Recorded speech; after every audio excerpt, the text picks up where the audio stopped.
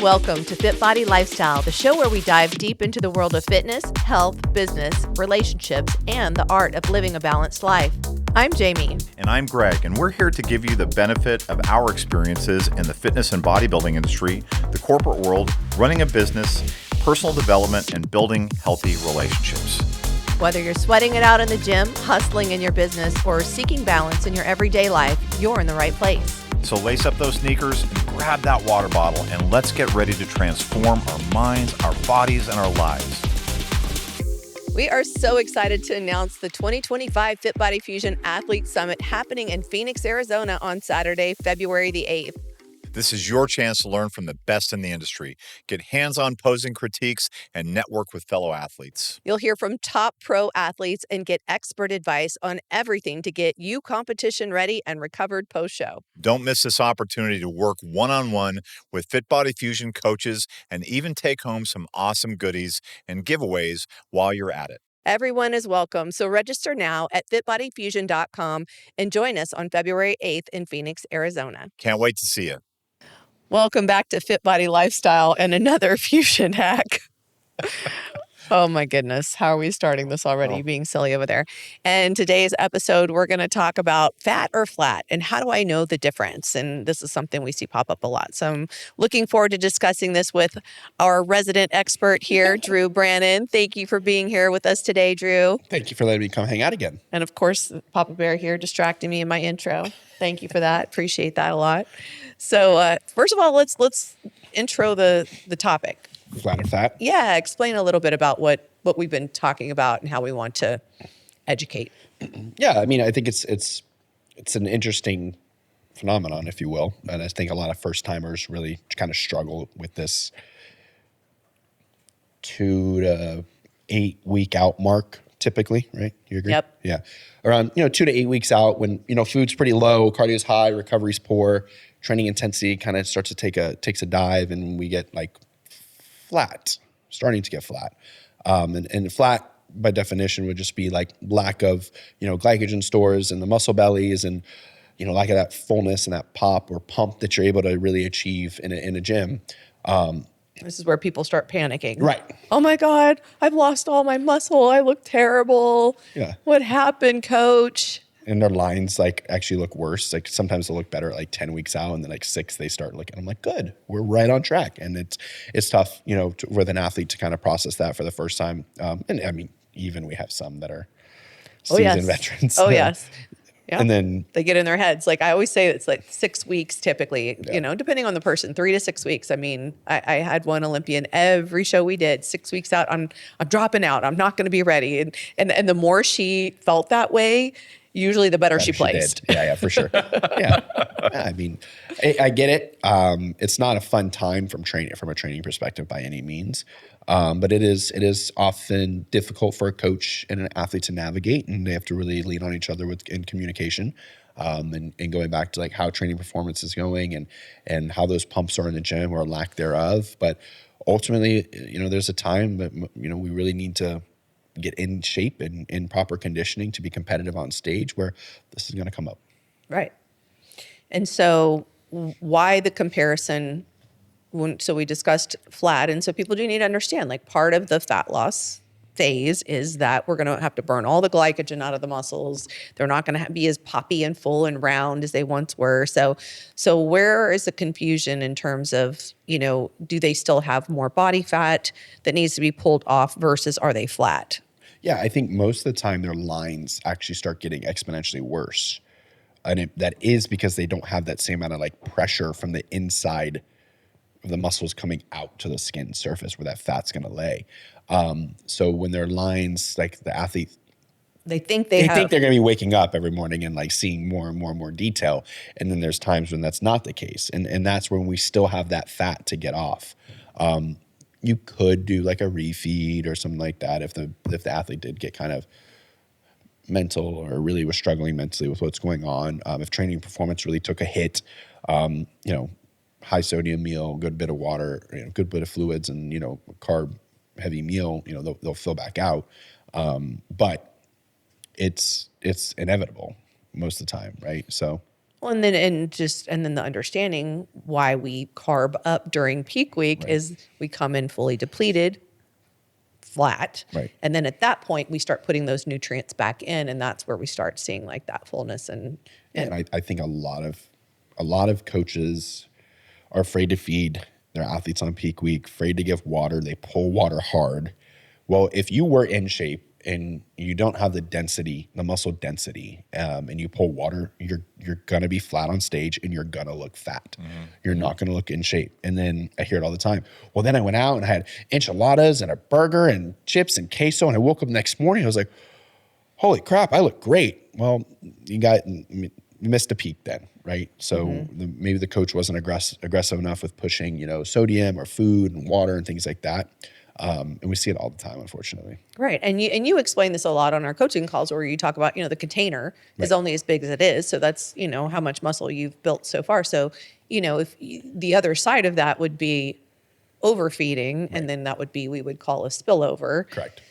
Where then you start again losing your lines and looking like you've got fat, but it's just a matter of you've put too much in. Yeah. No, I give the analogy to coaches like a 5-gallon bucket. If we have a 5-gallon bucket, we can only fit five gallons of water in there before it spills over. And the problem is for a lot of newer athletes, like they don't have a full 5-gallon bucket to fill. Right. So we might not push food as hard. The number of pros and Olympians that you work with every week, like you're aggressive with how you feed your athletes going into show because most of them have, the muscle that they need. In some cases, a little too much where I might purposefully not fully fill them. And bring them in flat. Right. Right. So, and this is it depends moment, right? Because there's some athletes, Angela White, like I'm looking at bringing her in a little bit more on the flat side, into next season. Just to kind of deliver on some of the feedback for her as we continue to streamline her look. Well, because she originally, she dropped down from wellness to bikini, so you have to be careful with that. Absolutely. And then we take the flip side, a Jordan who's a little bit smaller structured. She does need to be full and to really bring her lines out and her definition out. If she's not max full, she can kind of get swallowed up on stage with like her size, and then her lines aren't as crisp. And there's a blend. There's a blend of fullness to see conditioning. But at the same time, you got to be careful you don't spill them. And then some of the coaches that are really just afraid to feed and they just show up really flat. And that's more with an athlete that doesn't have density, right? A real dense athlete, with a real dense athlete, you could get away with not feeding or pulling water if you needed to get them a little flatter. But you couldn't necessarily do that with somebody that's not dense. Right. Then they And they look just fat. look like they have no muscle. Right. So I was just thinking that as we talk, I think the bucket analogy is really good. And 5-gallon bucket. The other analogy that or metaphor, whatever analogy that we talked about this past weekend was using a balloon, and I want you to think about the balloon as encased in like foam, and that balloon can only expand so far. But when the balloon is flat because there's not enough fluid in it, then you're flat. But if you still have that encasement in the foam, that foam represents the fat.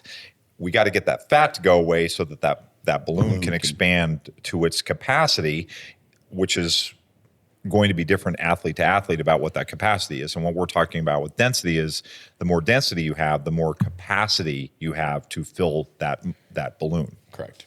So I hope that analogy makes sense.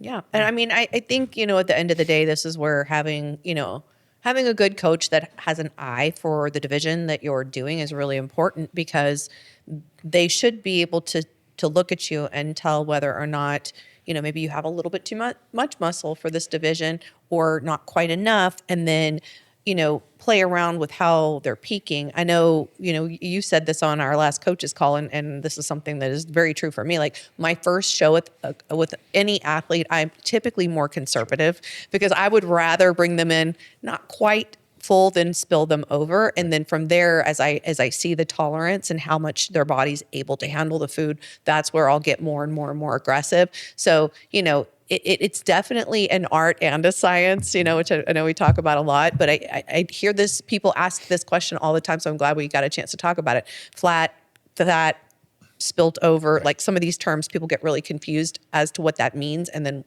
what it looks like. And I think too, I'm a fan of doing multiple shows, even on the NPC level. Like so many times I'll do console calls and an athlete is prepped 20 weeks and they just did not like the way they look on stage. Let's just say coach didn't feed them enough or sodium, water, something was missing.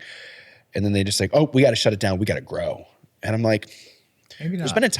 been a few times where I've taken somebody on post show, reversed them, and like 2 weeks later, I'm like, yo, you look like a completely different person. Yeah. And we end up popping in a show and getting accurate feedback. Yes. You know, and it's tough. Yeah. You know, and I think, like you just said, we can get more aggressive show to show. Once you learn that athlete, what works, you know, you can really kind of push the envelope and Right. be aggressive. And it is trial and error. And then as the body changes, you know, what you can and can't do with an athlete changes as well. And even so- season to season, Yeah. right? If we take a huge improvement season, you know, we look at like Adair, for example, from last year to now this year, like she was at 6-7 pounds heavier on stage this year than last year. You know, she went through a great improvement season. That peak's going to be different. She's Now- super dense. Yeah, now we're doing Now we gotta- something different. Well, I yeah. mean, but that is what it's all about. Right. Yeah. And when we have that density, there's a great example. Is that so that muscle does have more capacity. So we have got to be very careful in how we fill her out. And in fact, we want her to be flat because she has so much density. She can be flat and still maintain the pop. Well, that was Or not this. max full. That Yeah. was this This year's, year, right? correct. And obviously, the hope would be is that we can continue to streamline her look and Right. not Right. just give her what do we give her for hurricane shaved ice over sautéed water. Well, I gave her a wish sandwich. Wish. Yeah. Well, I wish you had a sandwich. I right was now. the same kind of athlete though. Yeah, When I was it's true. competing, like if I came in max full, they were like, no, you have too much muscle. If I came in completely flat and depleted, they were like, perfect. So it's just, you know, each individual is a little bit different and, you know, kind of figuring out where that lies is really important. And I did want to bring up one other thing, which is judges' feedback. You know, the judges a lot of times will use these words and they don't necessarily know whether or not they apply because it is hard to tell if you don't already know that person's physique and what Yeah. it's capable of. So they might say, oh, you looked flat. And then I'll have an athlete come, oh, the judges said I looked flat. I'm like, no, you really just don't have enough muscle yet.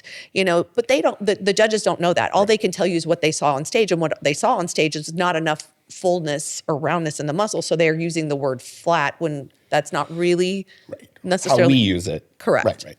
Yeah. So what have we learned? We've learned that flat is not always a bad thing.